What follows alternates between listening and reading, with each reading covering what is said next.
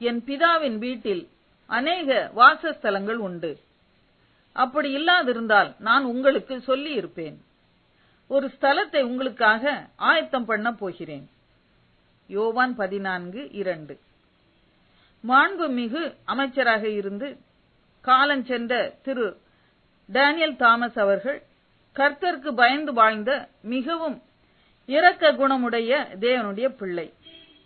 அவர்கள் தன் கடைசி படுக்கையில் இருக்கையில் அருகில் அமர்ந்திருந்த தேவ பக்தியுள்ள தன் மனைவியிடம் யோவான் 14ஆம் அதிகாரத்தை வாசிக்கும்படி கேட்டுக்கொண்டு மிகுந்த சந்தோஷத்துடன் அமைதியுடன் புன்முறுவலுடன் கண்களை மூடி, என் பிதாவின் வீட்டில் அநேக வாசஸ்தலங்கள் உண்டு என்ற அசையாத நம்பிக்கையுடன் இருதயம் கலங்காமல் நித்திரை அடைந்தார்கள். ஆம், அசைவில்லாத தேவனுடைய ராஜ்யத்தை தூரத்தில் தரிசிக்கும் போதே இத்தனை பெரிய ஆறுதல் உண்டாகும் போது அதனுள் வசிக்கையில் எத்தனை எத்தனை இளைப்பாறுதல் அடைவோம். அந்த இன்பம் என்னமாயிருக்கும்? தேவனுடைய ராஜ்யம் புசிப்பும் குடிப்பும் அல்ல, அது நீதியும் சமாதானமும் பரிசுத்த ஆவியினால் உண்டாகும் சந்தோஷமுமாய் இருக்கிறது. ரோமர் 14:17. அதனால்தான் இயேசு சொன்னார், தேவனுடைய ராஜ்யம் உங்களுக்குள் இருக்கிறதே என்று.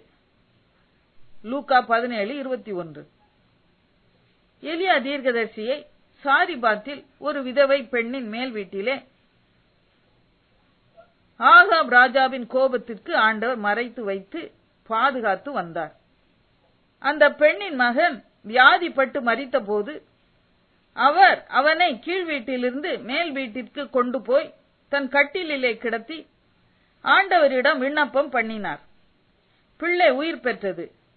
தீர்க்கதரிசி பிள்ளையை மேல் வீட்டிலிருந்து கீழ் வீட்டிற்குள் கொண்டு வந்தார். எலிசா தீர்க்கதரிசி பிரயாணமாய் வருகிற போதெல்லாம் தங்கிக் கொள்ளலாம் என சூனேம் ஊராள் தன் வீட்டின் மெத்தையின் மேல் ஒரு சிறிய அறை வீட்டை கட்டி அதில் கட்டில், மேஜை, நாற்காலி, குத்துவிளக்கு ஆகியவற்றை வைத்து அவரை பராமரித்து வந்தாள். அற்புதமாய் பிள்ளையற்ற அவளுக்கு குழந்தையும் கிடைத்தது.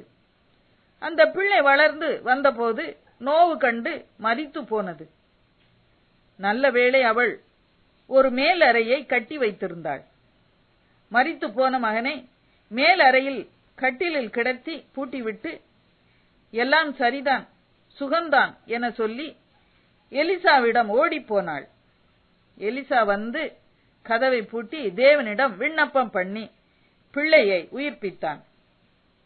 மேலறை, ஆம், நாம் ஒவ்வொருவருடைய வீட்டிலும் இருக்க வேண்டியதொன்று. மேலறையில் உன் தேவன் உலாவிக் கொண்டிருப்பார். உன் ஜெப வேளையில் உன்னை சந்திப்பார், அற்புதங்களை செய்வார். உன் ஜெப வேளை பரலோகம் உன்னை சந்திக்கும்.